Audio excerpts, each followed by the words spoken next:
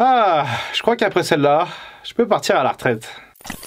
C'est peut-être l'un des top 5 qui m'a été le plus demandé sur la chaîne. Aujourd'hui, on va parler d'histoires très sombres, alors préparez-vous. Mais juste avant de basculer dans l'horreur, présentation du sponsor du jour. Cette vidéo est donc sponsorisée par le concert de Maître Gims et d'Adju dans le Metaverse. L'événement est un concert privé sous forme de jeu vidéo, un petit peu à la manière de Travis Scott avec son concert dans le jeu Fortnite. Une révolution du divertissement où chaque spectateur du concert aura son propre avatar et pourra interagir en direct pendant le concert. Le Metaverse est un concept assez novateur et Maître Gims va devenir le premier artiste français à tenter l'expérience pour ses fans. L'expérience en live ne sera accessible que le 26 janvier à 19 h sur la plateforme qui s'appelle Be In Meta et bien entendu destinée à ceux qui ont un ticket. Et même si l'on parle de Metaverse, le show sera accessible depuis n'importe quel écran et vous n'aurez pas besoin d'un masque de réalité virtuelle par exemple. L'entreprise Be In Meta qui est derrière ce projet propose aux fans d'accéder à une toute nouvelle génération de spectacles, le tout sans limite physique ni frontières géographiques. Vous pourrez donc assister à un concert sans que le mec à côté vous verse de la bière sur les chaussures. Une expérience unique et vibrante du coup et une nouvelle façon d'interagir entre les artistes et les fans. Maître Gims et Dadju sont particulièrement impatients à l'idée d'organiser le premier concert virtuel en France. Un spectacle qui s'annonce d'ores et déjà grandiose et surtout complètement unique. Vous trouverez le lien pour vivre cette expérience dans le début de la description et dans le commentaire épinglé. Et bien sûr, si vous voulez encore plus d'informations sur ce genre de projet et de technologie, rendez-vous sur ma chaîne Dr Crypto. Aujourd'hui on parle de stéroïdes, un produit utilisé par les catcheurs surtout dans les années 80 et 90 pour agrandir leur musculature. Sauf qu'en 1993, la WWE a subi un bad buzz quand un procureur de New York accuse McMahon de fournir des stéroïdes à ses catcheurs. Et l'effet est immédiat avec le licenciement et les départs de catcheurs habitués des stéroïdes. Et mais aussi un changement d'air à la WWE avec des catcheurs plus petits et pas dopés sur le devant de la scène. Et Vince McMahon a été acquitté dans cette histoire, mais les stéroïdes quant à eux n'ont pas disparu tout de suite. Et je vous parle aujourd'hui de 5 victimes très célèbres de cette prise de médicaments. Et démarrons cette liste avec un très gros nom. À lui tout seul, il incarne carrément l'attitude des rats. Mesdames et messieurs, je vous présente la face sombre de Stone Cold de Steve Austin. Le Texas Rattlesnake est extrêmement connu parmi les fans de catch. Ses matchs légendaires contre le Rock font de lui une figure absolument mythique. Seulement, voilà. Stone Cold Steve Austin, aussi adulé qu'il soit, était parfois considéré comme un tyran des vestiaires. Sa forte personnalité et sa hargne ont permis au Texan d'imposer ses choix auprès de Vince McMahon. Mais Austin avait aussi des vices qui le rongeaient de l'intérieur. D'abord, un alcoolisme certain qui a été mis en scène à la télévision pendant des années. Mais surtout, attitude des rats oblige, Austin a cédé à la pression du physique parfait et a pris des stéroïdes pendant une courte période. En plus de ça, il s'est brisé la nuque en 97 suite à un piledriver raté de Owen Hart et il a dû catcher pendant 3 ans avec des douleurs permanentes. Une souffrance masquée alors par une consommation intense de painkillers, des antidouleurs en français. Sauf que ce cocktail a eu d'énormes effets sur la personnalité d'Austin qui aurait commencé à avoir des crises de colère. C'est son ex-femme Debra qui explique qu'en 2002, Austin essayait de revenir au top de la compagnie en poussant son corps à la limite grâce aux produits dopants. Sauf qu'en retour, ça le rendait particulièrement agressif. On appelle ce genre de crise les roid rage, des crises de rage provoquées par la prise de stéroïdes anabolisants. En juin 2002, la police arrive au domicile du couple et constate que Debra Marshall a une joue gonflée et un œil au beurre noir. Austin s'en tirera avec une amende de 1000 $ et 80 heures de stage communautaire à effectuer. Mais en 2003, le couple divorce et Austin passe par des heures sombres. Et il décide de mettre un terme à sa carrière de catcheur la même année. Mais à la veille de son ultime match contre le Rock à WrestleMania 19, il est hospitalisé pour des soupçons de crise cardiaque. Fausse alerte pour le Texan qui était alors victime de violentes crises d'angoisse. La retraite des rings de Stone Cold lui a permis d'avoir une nouvelle hygiène de vie et une nouvelle philosophie.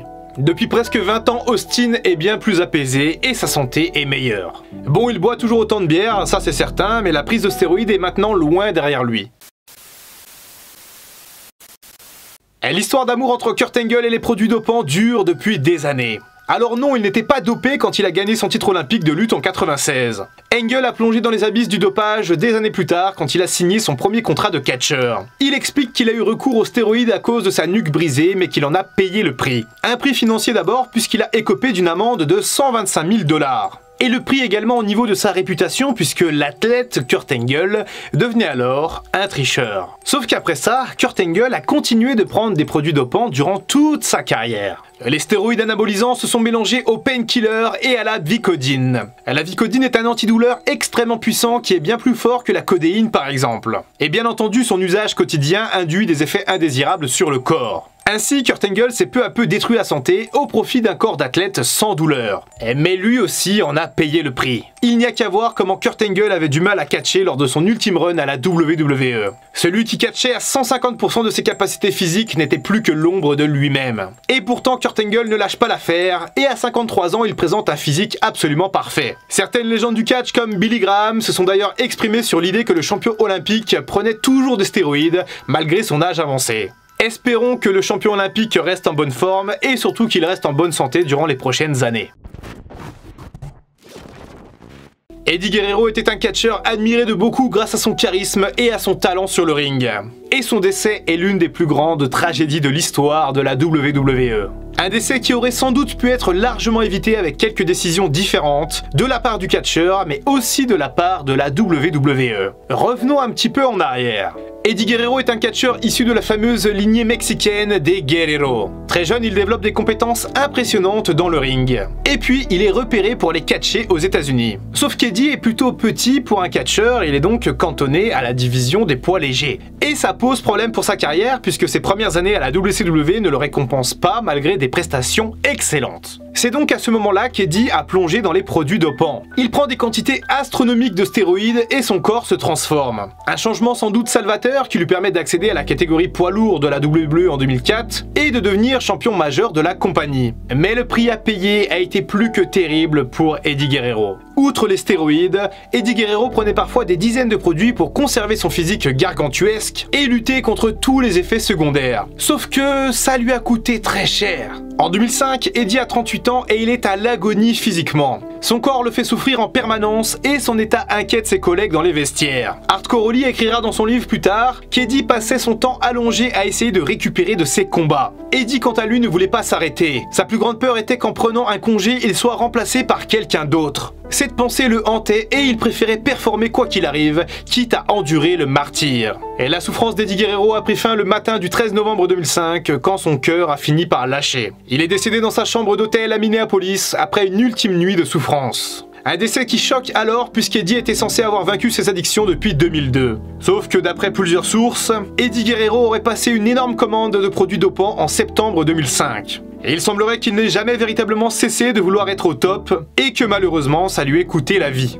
Déjà en 98, il était passé proche d'un immense drame après un terrible accident de la route. Alcoolisé et fortement drogué, Eddie avait perdu le contrôle de son véhicule. Et d'autres problèmes ont eu lieu au début des années 2000 à cause de ça. La WWE l'avait d'ailleurs viré à un moment donné avant de le réintroduire en 2002. La passion et la dévotion d'Eddie ont très certainement conduit à son décès prématuré. Suite à cette perte tragique, Vince McMahon crée la Wellness Policy pour protéger l'intégralité des lutteurs.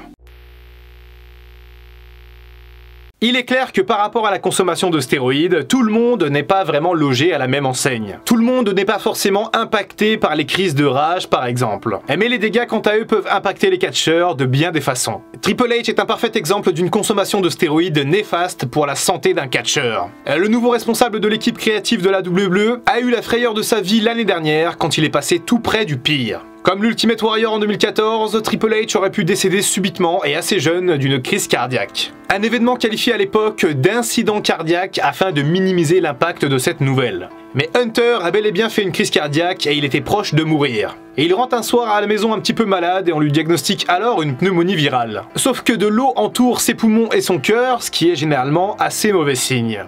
Le médecin pratique un électrocardiogramme et lui impose de partir aux urgences. Là-bas, les choses empirent et les médecins l'opèrent rapidement afin de le sauver. Triple H est passé proche du pire et on évoque alors immédiatement un problème cardiaque génétique. Sauf qu'une grande partie de l'opinion publique pense tout de même que la star du catch paye aujourd'hui le prix de ses excès. Triple H n'a jamais vraiment abusé de drogue ou d'alcool, mais il a déjà avoué avoir pris des stéroïdes anabolisants. Entre 95 et 2000, le physique de King of Kings a littéralement doublé de volume pour atteindre une musculature impressionnante. Et comme on l'a vu dans le point précédent, le cœur est également un muscle qui est impacté par la consommation de stéroïdes. En effet, pour le coup, je n'ai aucune preuve que la consommation de stéroïdes de Triple H soit à l'origine de sa crise cardiaque. Mais ça a sans doute été un facteur aggravant. Aujourd'hui, dans tous les cas, Triple H ne catchera plus jamais puisqu'il a maintenant un défibrillateur implanté dans le torse, et de son propre aveu, il n'a pas vraiment envie d'être réanimé en direct devant des millions de téléspectateurs.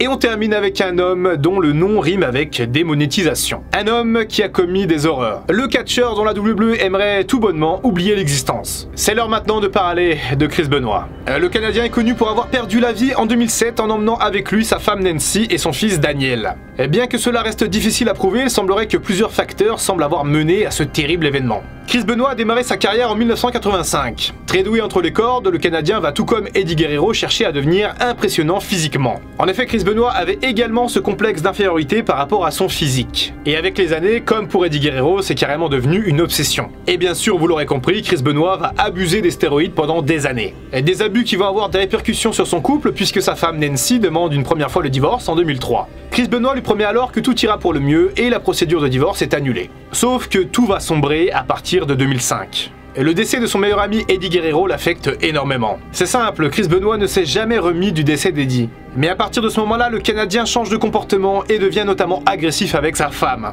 Et Nancy Benoit, quant à elle, laisse un mot dans le coffre-fort de sa banque, expliquant qu'il fallait se tourner vers Chris Benoit si jamais lui arrivait malheur. D'autant plus qu'à partir de 2007, la carrière de Chris Benoit commence à battre de l'aile. D'abord centré autour du titre US, le vétéran va ensuite être envoyé du côté de la nouvelle ECW afin d'aider les jeunes catcheurs. Sauf que ça, Chris Benoit, il le prend extrêmement mal. Il devient complètement parano et imagine qu'il va perdre son travail dans les prochains mois. Pour lutter contre ce mal-être de plus en plus présent dans sa vie, Chris Benoit va prendre de plus en plus de produits. Et des antidépresseurs, des myorelaxants, des antidouleurs et bien entendu beaucoup de stéroïdes. Le tout combiné à un catch extrêmement physique et à de très nombreuses commotions cérébrales.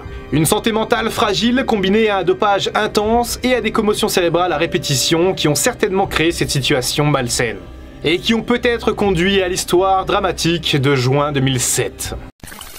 La prise de stéroïdes sur le long terme ne tuera pas forcément le catcheur qui s'y risquera. D'anciens catcheurs comme Hulk Hogan ou Lex Luger sont toujours bien portants malgré une grosse consommation dans les années 80. D'autres lutteurs comme l'Ultimate Warrior ou Randy Savage n'ont quant à eux pas atteint l'âge de 60 ans. Statistiquement, c'est un fait. Consommer des stéroïdes augmente par 5 vos chances de mourir prématurément. Et parmi les effets indésirables, on retrouve des tremblements, une instabilité mentale, de l'acné et une augmentation drastique de la tension artérielle. Ces 5 catcheurs ont donc mis en danger leur santé pour performer et pour faire plaisir aux fans, mais aussi pour aller le plus loin possible dans leur carrière. Certains l'ont payé très cher, trop cher même, et on peut se demander si le sacrifice en valait vraiment la peine.